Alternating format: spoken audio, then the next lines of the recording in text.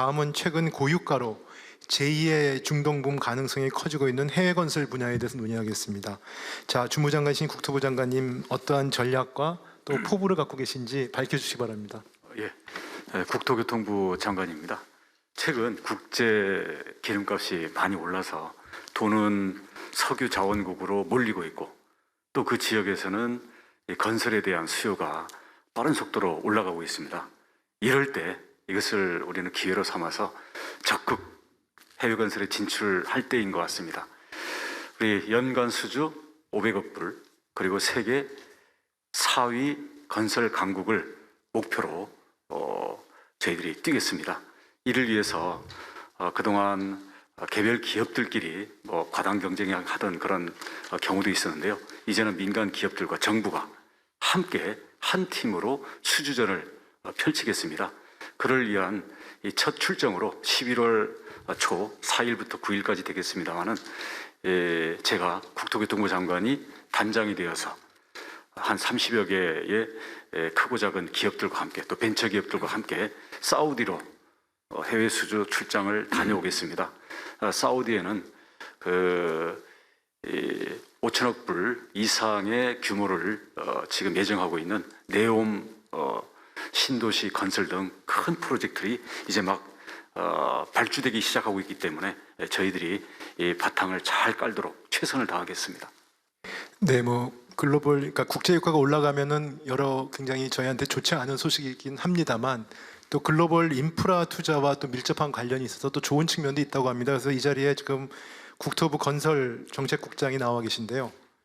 그 두 개의 어떤 관계, 이 부분의 함수 관계에 대해서 좀 설명을 좀 해주시면 괜찮겠습니다. 부탁드립니다. 네, 국토교통부 건설정책국장 김상훈입니다. 지금 말씀하신 것처럼 해외 건설 수주액과 유가는 유사한 흐름을 보이고 있습니다. 서로 얼마나 많은 연관이 있는지를 보여주는 상관계수가 있는데요. 0.84로서 상당히 높습니다. 유가가 오르면 인프라스트럭처 발주도 높아지고 타당성이 좀 떨어지던 가스전, 유전도 개발이 활성화됩니다. 저희가 이제 물 들어올 때 노조라는 말이 있는데요. 지금 유가가 오를 때가 해외로 나갈 때인 것 같습니다. 감사합니다. 네, 저희 국토교통 잠깐 0.84면은 1이면은 사실 100% 그렇죠. 상관관계가 거의 100%라는 얘기인데 이게 꼭 산유국에만 해당하는 겁니까? 아니면은 그냥 글로벌 이런 유가와 인프라 소위 시장의 관계를 지수로서 표현한 겁니까? 우선 이 유가랑 전체 건설 수주랑 그걸 잡은 건데 개수 자체는 지금 석유가 많은 나라뿐만 아니라 가스는 물론이고 아까 인도네시아처럼 니켈이 많은 나라 자원 부국들이 우선은 요새 붐이고요. 또 하나는 우크라이나 전쟁을 비롯해서 전후 재건 사업이 있는 나라들도 큰 그런 이 건설 인프라에 대한 수요가 올라오고 있습니다. 우리 건설국장께서 지금 그 상관관계를 말씀을 주셨는데 아무리 그렇게 인천 앞바다에 물이 들어와도 곱보가 없으면 못 마십니다. 그럼 전략이 필요한데요. 아까 우리 한수원 사장님께서도 말씀하셨습니다만은 요즘은 가서 건설공사만 따로 이렇게 주는 게 아니라 패키지로 수주 경쟁을 붙입니다. 근데 한국이 괜찮습니다. 왜냐하면 지금 잘 나가고 있는 원전, 방산, 거기에다가 IT, 기타 등등 전 세계가 한국의 것을 부러워하는 이런 부분들을 묶어서 패키지로 제시하면 수주 경쟁력이 높아질 수 있습니다. 그래서 우리가 따로따로가 아니라 기업과 정부, 여러 산업 분야가 한 팀이 되어서 우리 총력전을 펼쳐야 될 때라고 생각합니다. 그리고 그동안에도 보면 그 개별 해외 건설사들이 가서 열심히 했지 않습니까? 근데 보면 저가 수주도 있었고요. 우리끼리 너무 지나친 경쟁을 하다 보니까 수익성이 떨어져서 지금 대금을 못 받고 돈을 띄인 데들도 몇 개 있습니다. 이제는 그런 단순 수주를 중국이나 인도 등 이런 저임금 국가들하고 경쟁할 게 아니고 설계라든지 기획, 또는 PM이라고 프로젝트 관리 이런 부분들 부가가치가 높은 데를 집중 공략해서 수익성을 저희가 올릴 때라고 봅니다. 근데 그러려면 단순히 공사만 따는 게 아니라 금융 지원 내지는 투자도 같이 들어오라고 요구하는 경우들이 많습니다. 그러다 보니까 우리 경제부총리님께서 이 해외 건설에 대한 이 패키지 금융 지원과 투자에 대해서도 적극적인 관심을 가져주셔야 되고요. 또 막상 과거에는 우리 중동 근로자들이 나가서 돈을 벌어왔는데 요새는 인력은 다른 나라 인력을 현지에서 쓰는 경우가 많고, 그런데 그러다 보니까 주 52시간 노동이 해외 건설에도 적용이 되다 보니까 그 나라는 노동 시간이 다른데 우리나라만 일찍 퇴근해야 되는 이런 문제가 있어가지고 사업 진행이라든지 수주 경쟁에 심각한 문제가 되고 있습니다. 그래서 이것들은 우리 큰 이 근로자들의 그 권익을 침해하지 않는 범위 내에서는 현지 사정에 맞게 좀 알아서 하게끔 좀 자유를 주어도 되지 않을까. 근데 이 부분은 고용노동부에서 어떻게 해줘야 문제가 풀리기 때문에 우리 두 부처의 적극적인 공조가 필요합니다. 고용부 장관님께서 좀 좋은 아이디어가 있으면은 근로자들의 건강권 이런 거를 좀 보장하는 범위에서 좀 제대로 사업할 수 있게 한번 좀 우선 기재부 우선 금융 지원 먼저 좀. 국토부 장관께서 제 눈을 보면서 절절하게 돈 달라고 그랬습니다. 수주 잘해올 테니까 금융 지원해달라고 그랬는데, 예, 저도 현장에서 그 말씀 굉장히 많이 듣고 있습니다. 요즘은 수주 경쟁력이 곧 금융을 얼마나 안정적으로 제대로 경쟁력 있는 자금으로 패키지를 가져오느냐, 여기에 따라서 수주 경쟁력이 결정된다, 이런 이야기를 많이 듣고 있습니다.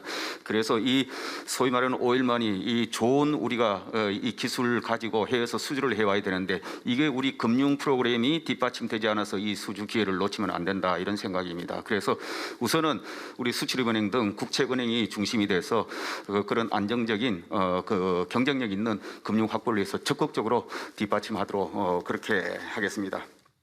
그리고 이제 개도국에는 또 우리 개발협력기금, 우리 EDCF를 활용해서 지원해주는 프로그램이 있는데 이런 것도 같이 연계함으로써 그들의 복합 개발 수주를 할 수 있는 그런 경쟁력 뒷받침하는 것도 굉장히 중요하고, 그 다음에 민간의 인프라 금융투자 촉진하는 데는 또 곳곳에 관련 이 규정이나 국내 규제들 등등 걸림돌이 있는데 이런 부분도 대대적으로 개선해서 적극적으로 뒷받침해 드릴 테니까 많이 좀 제대로 수주해 오십시오. 그래서 경제 좀 살려주십시오. 금융은 됐고 이제 노동이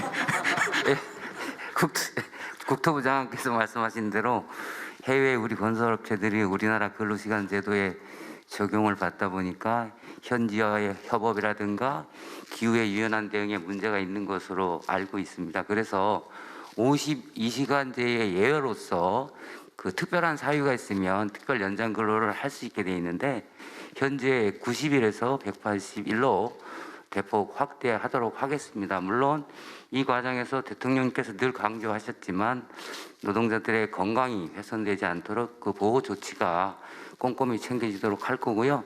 우리 장관님께서도 노동자들 권익이 침해하지 않도록 적극 노력해 주시기 바랍니다.